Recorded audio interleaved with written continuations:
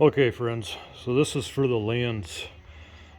These are the Layens size frames for the horizontal hive, but this is for our swarm box or swarm trap, and the wires are for to guide the wax. I'm not a bee expert.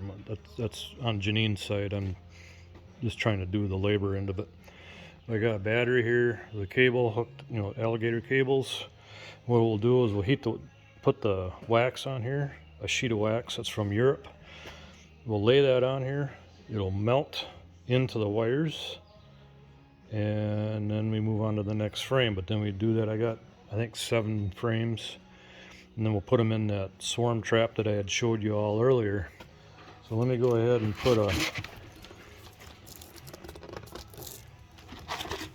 sheet of this wax in. This stuff comes from Europe, in an area where there's no, well, maybe no human activity, I guess. So there's no impurities in the wax.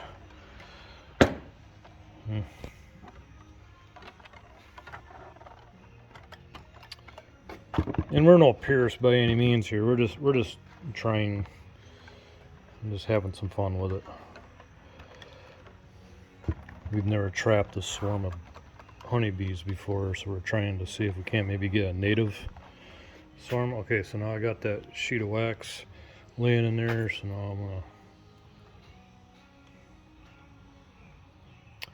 okay, this happens pretty quick. So the wires are gonna heat up.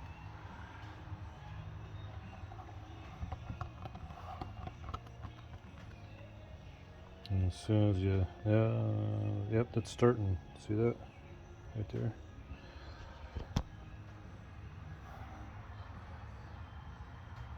Starting to show right there. Okay, so now I'm gonna take that off.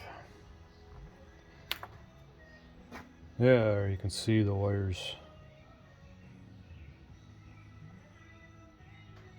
Yeah, so now that wax is melted in, and plug this here. Look at the other side.